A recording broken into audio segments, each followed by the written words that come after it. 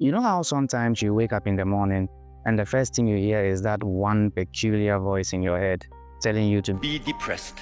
Yeah, that's one of the many heralds of adulthood reaching out. Persistent devil, that one. It could also be because you are poor. That's why you're hearing that voice. I just have to be objective and put that out. But there are a lot of voices we hear from time to time. Some telling you to just quit for absolutely no reason.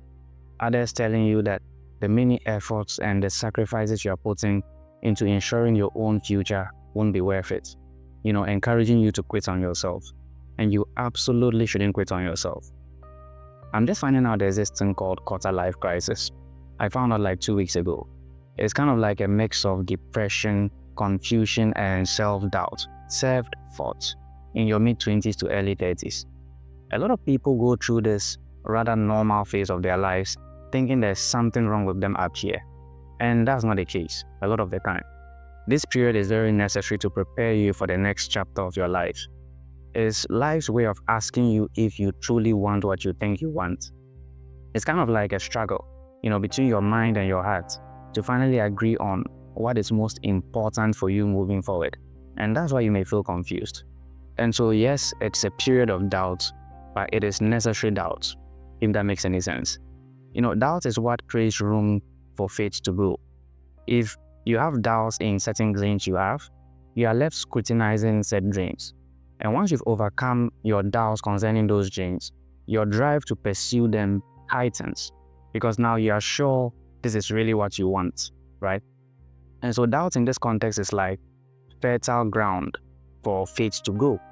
The more you overcome doubt, the more your faith grows. And so like I said, this period is very necessary to prepare you for the next chapter of your life. Just think of it like that. As a child, you probably changed about 1,000 different dreams before even turning 18. But then you become an adult and your one priority is to just figure life out. But then you also soon learn that everyone just seems to be winging it. No one really has life figured out. Especially in this dispensation, where you can simply just escape to social media if you're having a hard time facing reality. You would rather go to a place where you are left scrolling for so long, you will barely ever have enough time to just take a walk and talk to yourself about the trajectory of your life. You'd rather go to a place where you are forced to compare the beginning of your journey to the peak of another person's journey. And that isn't healthy. When you bury yourself in the world of social media to escape the hardship that is today's world, and you're finally forced back into the real world to face reality, you'll find that the real world is quite cruel. You'll find that the real world is disappointed. And I think people who watch anime, anime lovers will agree on me on this point. You'll find that the real world is quite disappointing. You'll find that the real world is a demon you're not equipped to face because you spent an unhealthy amount of time in the matrix that is new media. And that's why I personally made a decision a while back, about 2 to 3 years ago. I made a decision to limit my social media presence to only platforms that either make me money or they teach me something new and productive. And so these days, about 80% of my time is spent here on YouTube, where I'm mostly learning new things or doing this, making content, even though I'm not very consistent with content creation. I believe that of all the areas to ever exist, ours is among the cruelest. And there's been a lot of difficult times in our history.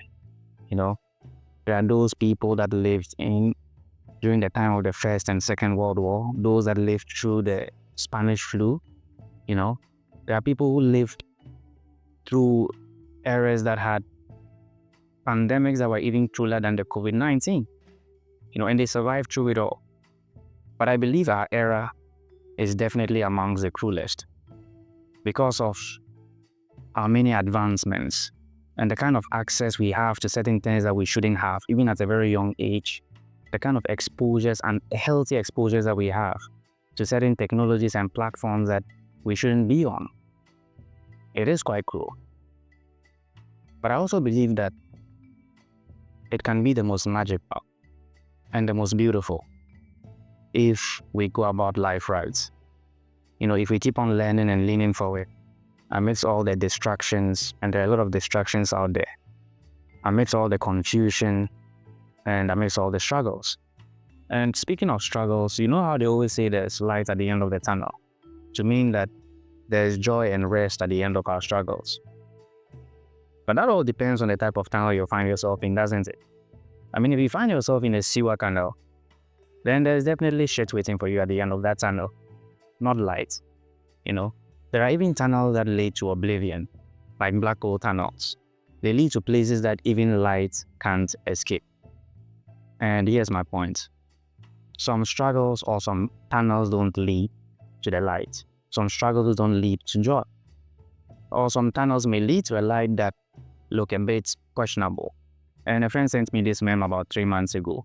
Some tunnels may lead to a light that looks a bit like this. Which then begs the question, are you in the right tunnel? Are you in the right struggle? Or is the end of your tunnel destined to be despair or even death? So here's my 2 cents on this particular topic. Don't look forward to the light at the end of the tunnel.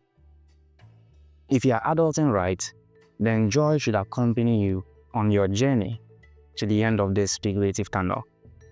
That's one way of knowing that you're on the right path. When you feel fulfilled doing what you do. And you shouldn't mistake fulfillment and fun. Fun stays with you at work. Fun endures for as long as you are committed to whatever activity it is that is giving you excitement. So fun stays at work. But fulfillment follows you home. Fulfillment it feels eternal. But fun is kind of fleeting, right?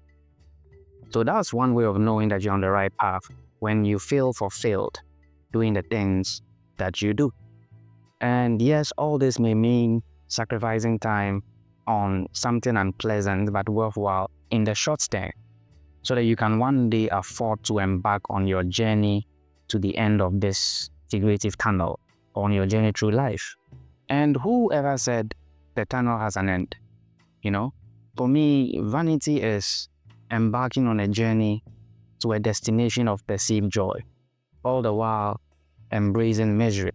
The joy should come during the course of your journey. And every destination just marks a new beginning. And so you'll never get to your destination of perceived joy if you think like this. You just find yourself walking in a circle. Now, I say all of this to bring out this statistic. A survey was conducted, or a study was conducted, to determine which professions produce the most depressed professionals. And this is what was found. The health sector, or people in the health service, topped the chart.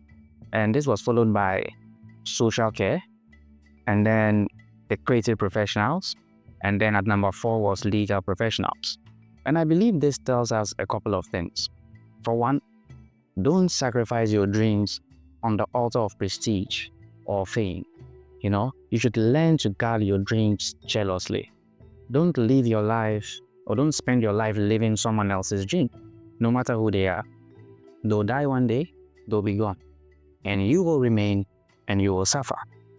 It also tells us not to envy people we perceive to be in a position of privilege.